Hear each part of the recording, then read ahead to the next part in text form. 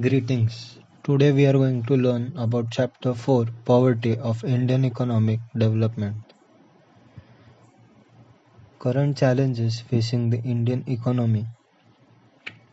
Economists find the poor on the basis of their occupation and ownership of assets.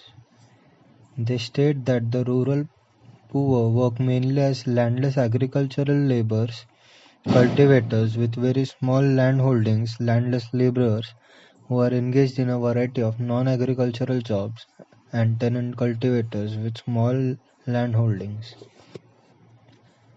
The urban poor are largely the overflow of the rural poor who had migrated to urban areas in search of alternative employment and livelihood. Laborers who do a variety of casual jobs and the self-employed who sell a variety of things on roadsides and are engaged in various activities. How are poor people identified? If India is to solve the problem of poverty, it has to find viable and sustainable strategies to address the causes of poverty and design schemes to help the poor out of the situation. However, for these schemes to be implemented, the government needs to be able to identify who the poor are. For this, there is need to develop a scale to measure poverty, and the factors that make up the criteria for this measurement or mechanism need to be carefully chosen. In pre-independent India, Dadabhai Naoroji was the first to discuss the concept of a poverty line. He used the menu for a prisoner and used appropriate prevailing prices to arrive at what may be called jail cost of living. However, only adults stay in jail, whereas in an actual society there are children too. He therefore appropriately adjusted this cost of living to arrive at the poverty line. For this adjustment, he assumed that one-third population consisted of children and half of them consumed very little while the other half consumed half of the adult diet. This is how he arrived at the factor of 3/4. 1/6 of nil plus 1/6 of half plus 2/3 of full is equal to 3/4 of full. The weighted average of consumption of the three segments give the average poverty line, which comes out to be 3/4 of the adult jail cost of living. In post-independent India, there have been several attempts to work out a mechanism to identify the number of poor in the country. For instance, in 1962, the Planning Commission formed a study group. In 1979, another body called the Task Force on Projections of Minimum Needs and Effective Consumption Demand was formed. In 1989 and 2005, expert groups were constituted for the same purpose. Besides Planning Commission, many individual economists have also attempted to develop such a mechanism. For the purpose of defining poverty, we divide people in two categories, the poor and the non-poor, and the poverty line separates the two. However, there are many kinds of poor, the absolutely poor, the very poor, and the poor. Similarly, there are various kinds of non-poor, the middle class, the upper middle class, the rich, the very rich, and the absolutely rich. Think of this as a line or continuum from the very poor to the absolutely rich, with the poverty line dividing the poor from the non-poor. Categorizing poverty. There are many ways to categorize poverty. In one such way, people who are always poor and those who are usually poor, but who may sometimes have a little more money, are grouped together as the chronic poor.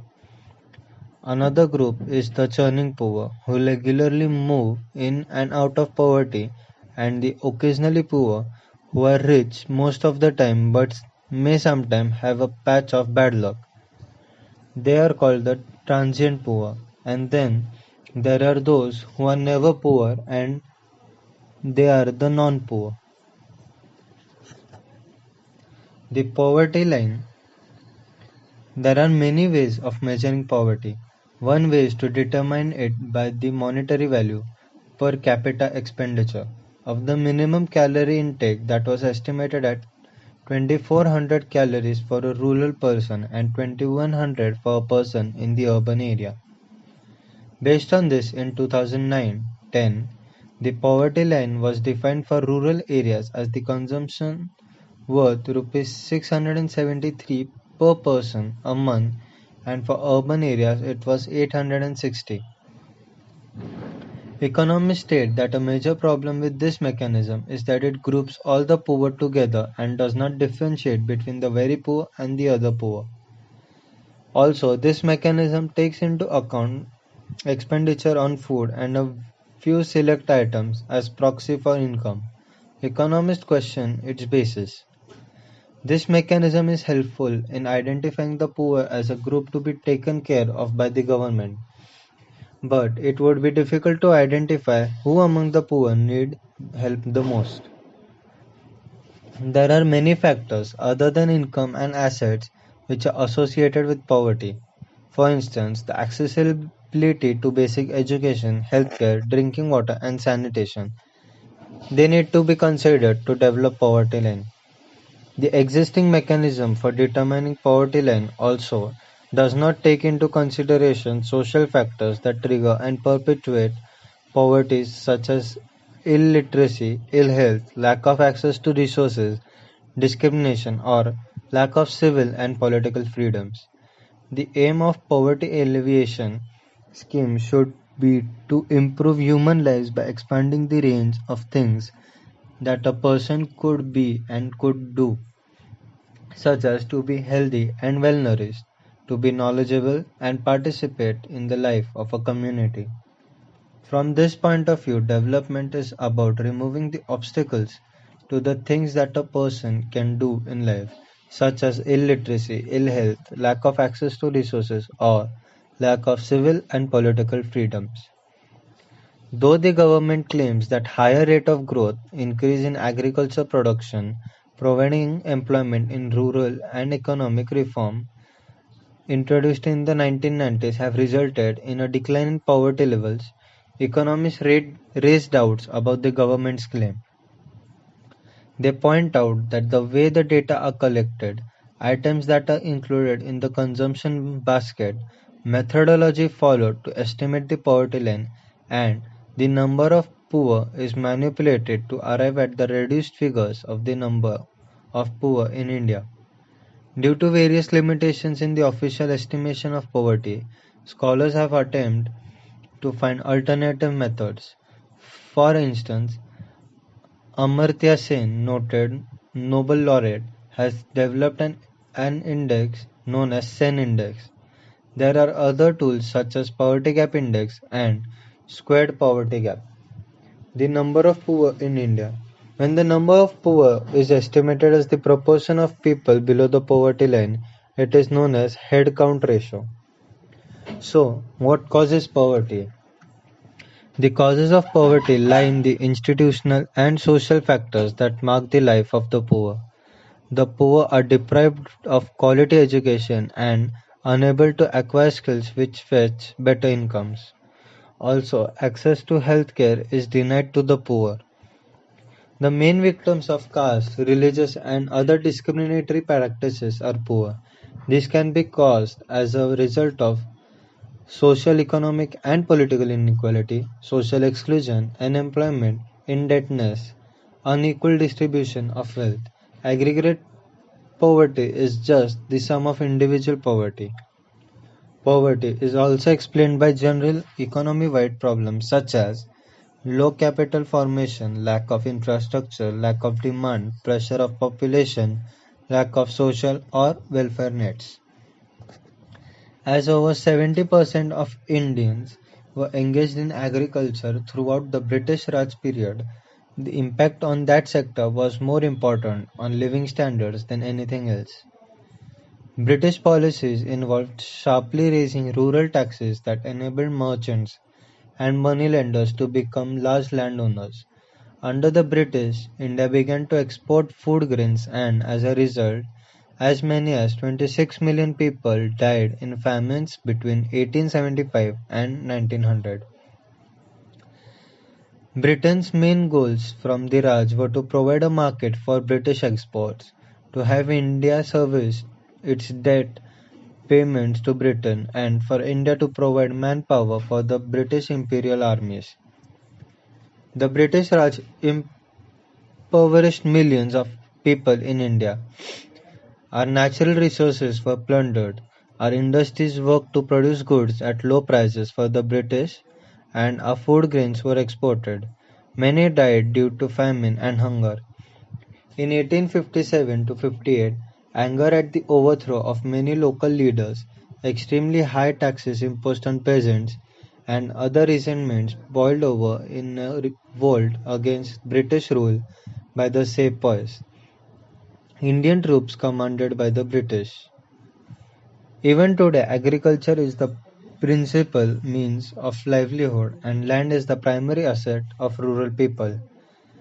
Ownership of land is an important determinant of material well-being, and those who own some land have a better chance to improve their living conditions. Since independence, the government has attempted to redistribute land and has taken land from those who have large amounts to distribute it to those who do not have any land, but work on the land as wage laborers. However, this move was successful only to a limited extent, as large sections of agricultural workers were not able to farm the small holdings that they now possessed, as they did not have either money or skills to make the land productive, and the land holdings were too small to be viable. Also, most of the Indian states failed to implement land distribution policies. A large section of the rural poor in India are the small farmers. The land that they have is in general less fertile and dependent on rains. Their survival depends on subsistence crops and sometimes on livestock. With the rapid growth of population and without alternative sources of employment, the per head availability of land for cultivation has steadily declined, leading to fragmentation of land holdings. The income from these small land holdings is not sufficient to meet the family's basic requirements. A large section of the urban poor in India are largely the overflow of the rural poor who migrate to urban areas in search of employment and a livelihood.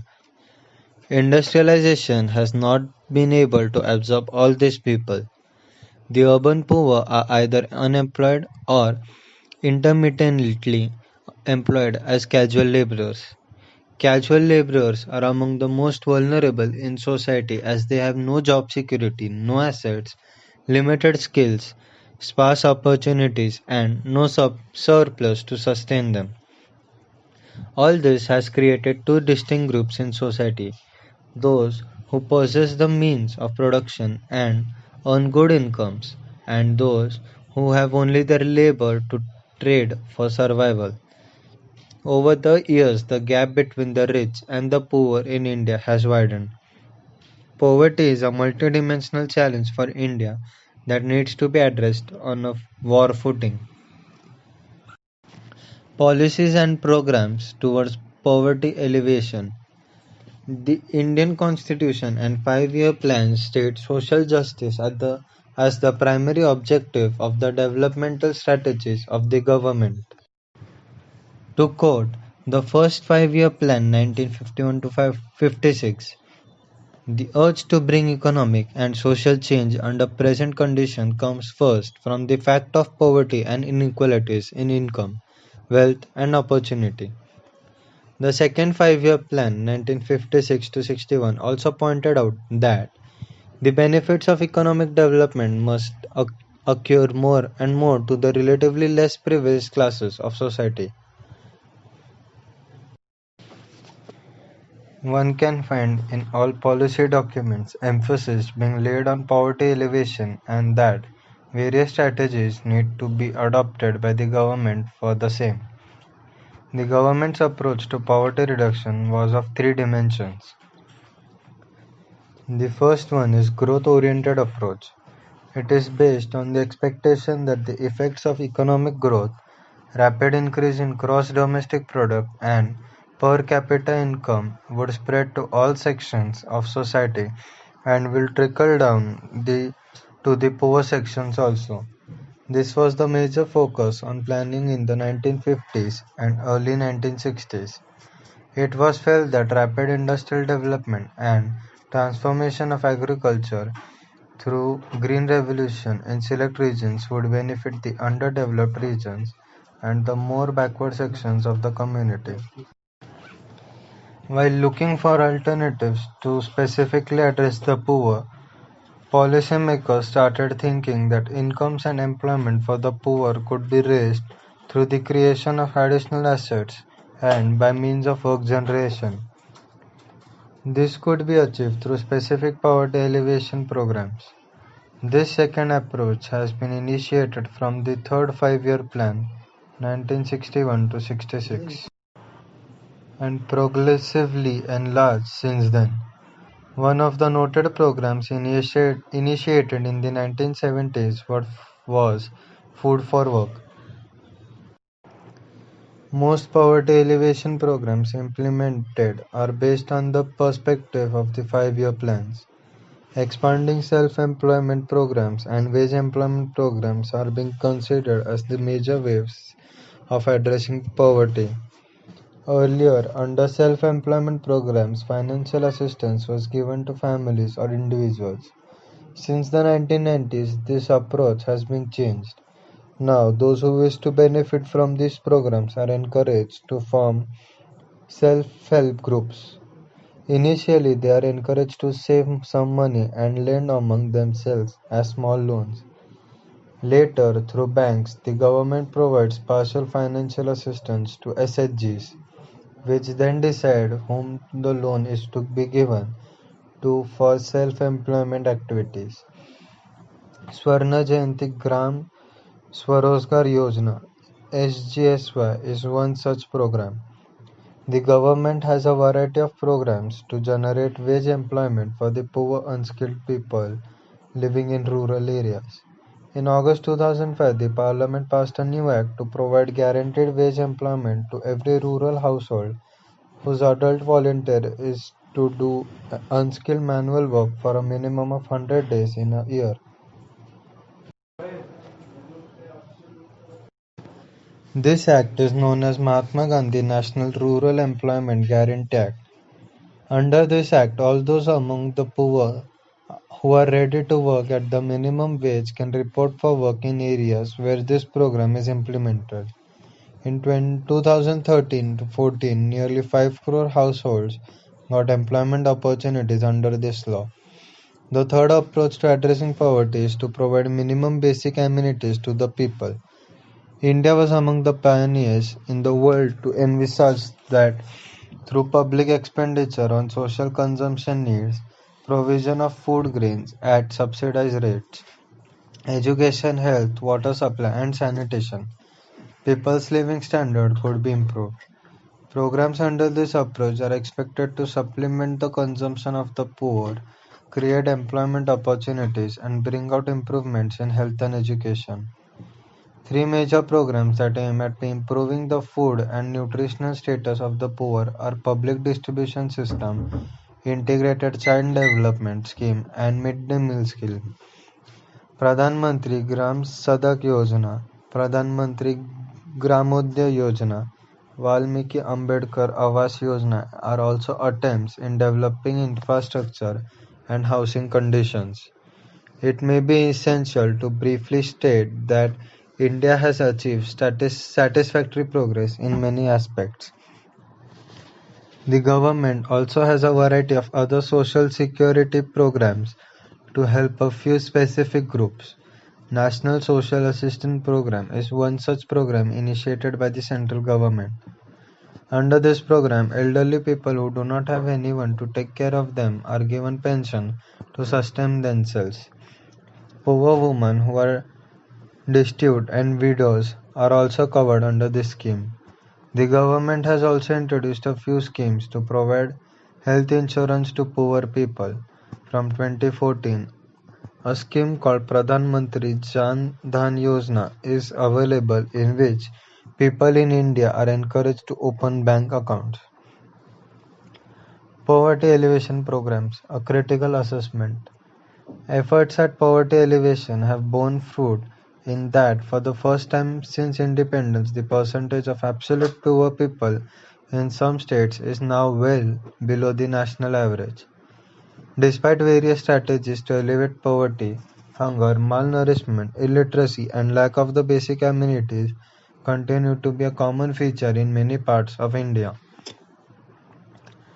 Though the policy towards poverty alleviation has evolved in a progressive manner over the last 5.5 decades, it has not undergone any radical transformation. Scholars, while assessing these programs, state three major areas of concern which prevent their successful implementation. Due to unequal distribution of land and other assets, the benefits from direct poverty alleviation programs have been appropriated by the non-poor. Compared to the magnitude of poverty, the amount of resources allocated for these programs is not sufficient. Moreover, these programs depend mainly on government and bank officials for their implementations. Government policies have also failed to address the vast majority of vulnerable people who are living on or just above the poverty line. It also reveals that high growth alone is not sufficient to reduce poverty. Without the active participation of the poor, successful implementation of any program is not possible. Poverty can be effectively eradicated only when the poor start contributing to growth by their active involvement in the growth process.